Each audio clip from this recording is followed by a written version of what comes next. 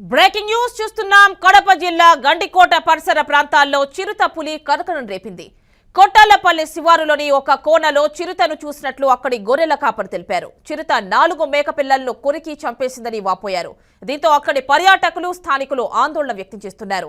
2 రోజుల క్రిందట ముద్దనూరు ఘాట్లో చిరుత సంచారంపై వదంతులు వ్యాపించడంతో అటవీశాఖ అధికారులు అలాంటిదేమీ లేదని కొట్టిపారేశారు. చిరుత మనుషులపై దాడికి పాల్పడక ముందే దానిని పట్టుకుని జూకు తరలించాలని గ్రామస్తులు కోరుతున్నారు.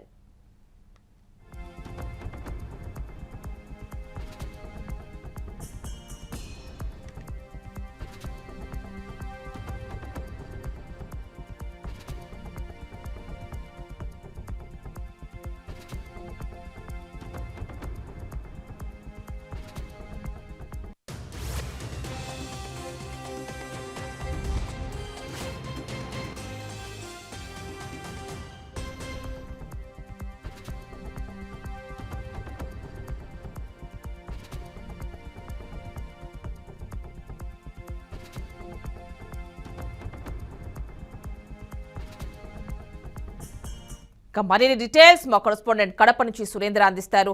సురేంద్ర, చెప్పండి, కడప జిల్లా గండికోట పరిసర ప్రాంతాల్లో పులి సంచారం కలకలం రేపుతోంది. ఆ విజువల్స్, ఆ ఫోటోగ్రాఫ్స్ కూడా మనం చూస్తున్నాం. ఎలాంటి అప్డేట్స్ ఉన్నాయి, ఏంటి? Good evening Yamini.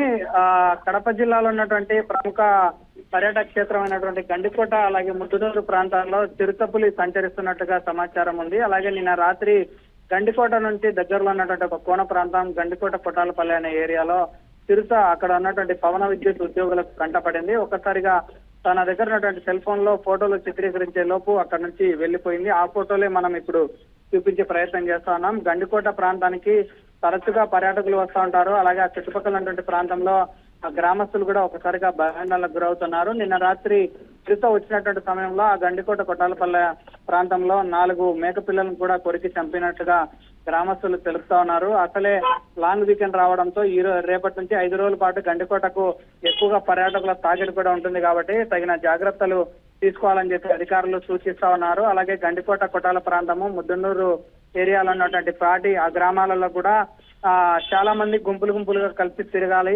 ఒక్కొక్కరుగా ఎట్టి పరిస్థితుల్లో వెళ్ళకూడదు. చిరుత సంచరించినట్టు ఏదైనా గుర్తిస్తే వెంటనే అధికారులకు సంప్రదించాలని ఇప్పటికే హెచ్చరిక బోర్డులు కూడా అక్కడ ఏర్పాటు చేసినట్టుగా తెలుస్తుంది. ఆమెని ఏదేమైనప్పటికీ చిరుత సంచారం మరోసారి ఆ ముద్దనూరు ఏరియా అదే ఆ రోడ్డులో కనిపించడం అనేది ఇది 2వ సారిగా భావించవచ్చు. అటవీ సంబంధించిన అధికారులు కూడా దాని మీద చర్యలు తీసుకునే అవకాశాలు కూడా కనిపిస్తున్నాయి.